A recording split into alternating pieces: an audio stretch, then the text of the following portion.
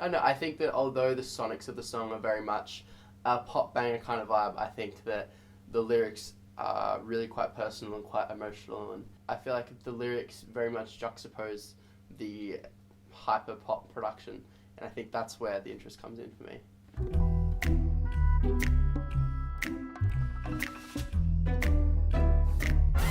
When I was growing up, the epitome of stuffed animals and toys as a child were these things called Build-A-Bears, and they were so special because there was only one store and it was about 2 hours away, and you drive down and you walk into this store and there were millions and millions of animals to choose from. You could have a panda or a bear or a monkey, and you could choose this animal and choose a name for it and get a birth certificate for it, and pick out little clothes for it to wear and little outfits, and you watched it get stuff or have like a little box that had like a voice so it could speak to you, and you'd watch this whole process and watch this bear be made specifically for you, and specifically curated by you, and created by you.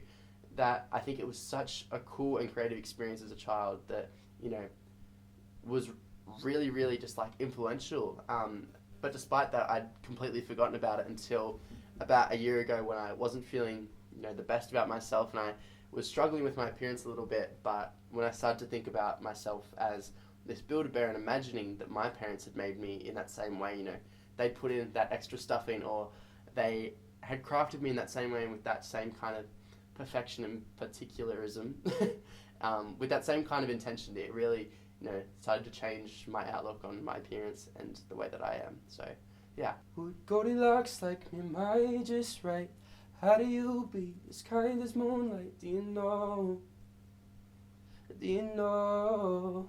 When I very initially started writing the song, I loved the concept of having the entire song be a bunch of questions and the whole verses be simply just questions and have nothing else, and then leaving that up to the listener to answer, or to have it just be questions to almost emulate how a child asks so many questions and doesn't even wait for the answers, or depends on someone else, whether that be their guardian or their parent, to answer those questions. So I think that having the verses be almost entirely questions is such a cool way to convey insecurity and a lack of self-assurance. So I think that was one of the concepts that I was really, really fascinated about when I started writing and producing and conceptualizing this song. I love the opening line of this song because although I feel like within like recent years a lot of TikTokers have kind of taken nursery rhymes and kind of repurposed them and tried to have that edgy kind of take on them, I think it's really cute to look at these things from a different angle, and I think taking these stories that we were all told as children and repurposing them, or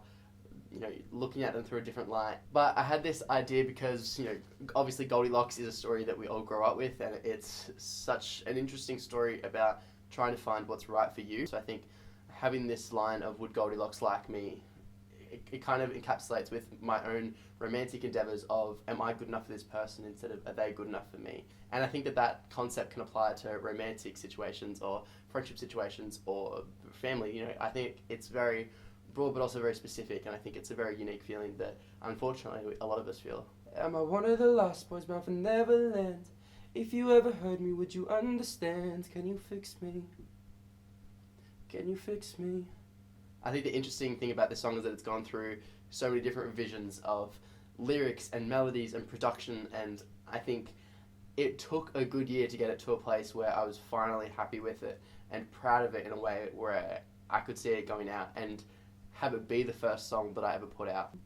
Can you build me a little bit taller, build me a little bit stronger, build me a little bit faster? Everybody wants a body that's anybody else's. Why are they so selfish? What's a Build-A-Bear without a heart? I think for a lot of people, and definitely for myself for a while, we look in the mirror and we see things that we'd like to change about ourselves, and I think the first few lines of this chorus really encapsulate that, and this idea of wanting to change and can you fix this part of me, can you fix that. By the second chorus we change from can you build me a little bit taller to you built me a little bit taller, and I love the journey of that and how that changes from wanting to change to being content with the way we are and not wanting to change, or just being grateful for the body that we were given. I'm just a bear that you left behind. I should have called you mine, but my eyes are open now. Can see your face behind the crown that you always said goodnight. Didn't think the sun would rise, so busy seeking out a one night. This second verse was one that I had the hardest time, trying to figure out the way that I wanted it structured. I wanted to keep that idea of the questions continuing through, but I thought that repeating the same melody and repeating this idea of questions was, a bit redundant, and I thought it seems lazy and it seems dumb to just have a second verse to adhere to the structure of songwriting. That's where the second verse was really a major thing of trying to keep it different but keep it familiar enough where it didn't feel like a drastic change. It didn't feel like this could have been another song. So I decided that in the second verse I really wanted to delve into this idea of being the bear that Goldilocks didn't choose, or being the bear that my mum left behind when she passed away. And I think it's kind of a different thing to delve into, and it gets more specific in the second verse. So yeah. Can you stay? I kinda need you to fix me up when I don't feel like enough. But you're gone, so I have to say it's all for a purpose I possess. I don't believe in regrets, 'cause they shape the way you are. Don't feel guilty, they shape the way you face. You build me, yeah, you build me. I wrote this song around the start of 2022, and it really came from a place of wanting to have a song that kind of was dedicated to my mum, or kind of encapsulated, the relationship between a parent and a child, and how influential a parent and their actions are in the child that they create, and the person that child grows up to be. For a long time I really didn't like this end of this second verse, and it just felt a bit too muddy and stuff like that. But as I've continued to develop the song, I've really started to like the change from the curious question and that childhood voice of wondering and insecurity, to the childhood voice still, but in a more rambling kind of way, as children do when they're telling you a story or telling you facts that they've learned. I really like the change from these questions, this kind of slower kind of phrasing, to this rambling and feeling like time is going to run out, and I really like that juxtaposition. Yeah, you build me a little bit taller, build me a little bit stronger, build me a little bit faster. Why wouldn't I want my body when it was made just for me? And she put in the extra stuff, and she built a bear, and it was me. Once again, I love how this chorus has changed from everybody wants a body that is anybody else's, and us continuously looking for someone else to aspire to being, never being content with our bodies, but constantly wanting the bodies of other people. That line is changed to, why wouldn't I want my body when it was made just for me?